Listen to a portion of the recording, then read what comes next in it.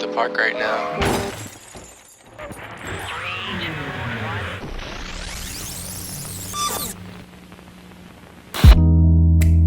Hi Study Buddies, welcome back to my channel and welcome to a new day of endless possibilities.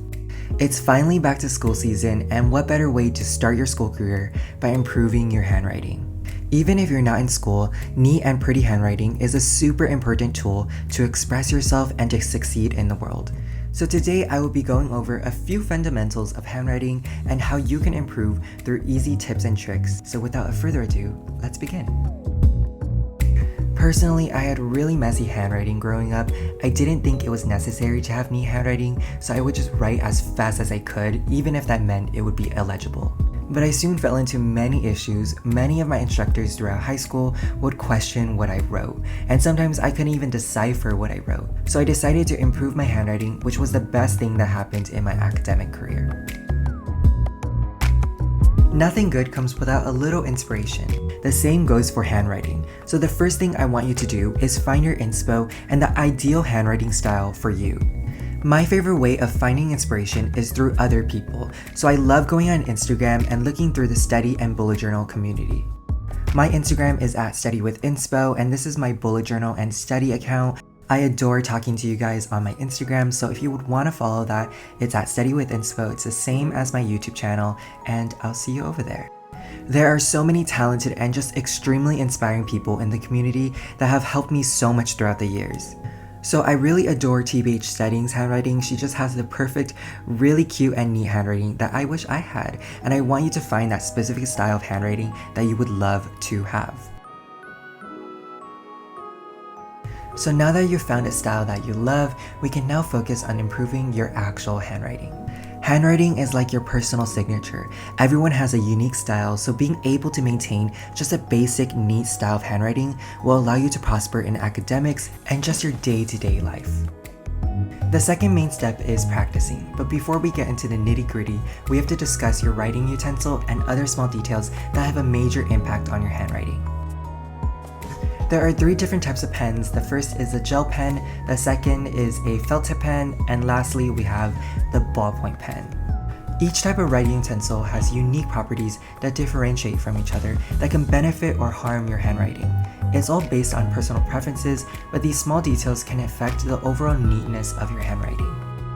The first type of pen is the gel pen, and some positives are that they're very smooth, easy to write, and they have a large range of thicknesses.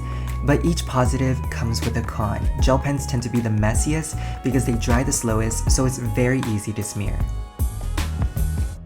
Ballpoint pens are the opposite. They dry very fast, so there's little to no smearing. In my opinion, ballpoint pens have a very decent smoothness, but they're definitely not as smooth as gel pens. They just don't glide the same, and probably the most important difference is that they have less color intensity, meaning that they're more likely to be dull. So the middle ground between gel pens and ballpoint pens are felt tip pens.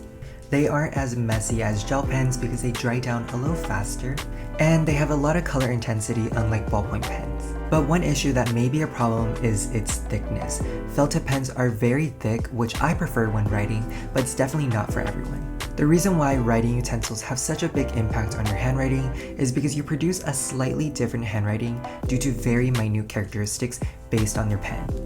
I personally love a 0.7 gel pen. That's my go-to pen that I think makes my handwriting the neatest. But whenever I bullet journal, I switch to a felt tip because it's just less messy, so I don't have to worry so much about smearing.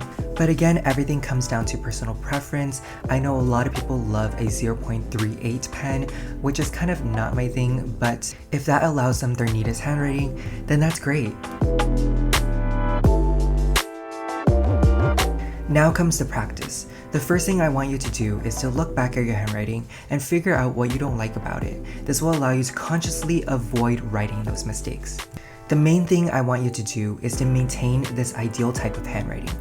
That's all you really have to do, because everyone's capable of neat handwriting given the time, but people don't really care, or they just don't consciously try to write neat. So obviously you won't be able to develop neat handwriting that way. If you put in the effort and write neatly when you do small things like paperwork or even just a grocery list, you'll be able to see results. Take it slow at first, but this way of writing neatly will become a habit over time. If you're still in school, I think assignments and essays are a great way to practice. So whenever I have a written assignment, I always try my best to have the neatest handwriting I can produce. Another way to see quicker results is to spend like 3 minutes in the morning and write the phrase, "The quick brown fox jumps over the lazy dog," 10 times.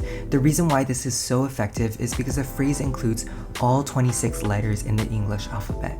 If you do this for a month, I guarantee you'll have neater handwriting by the end of it. And that's basically it. Improving your handwriting shouldn't be rocket science, but it does require effort and time.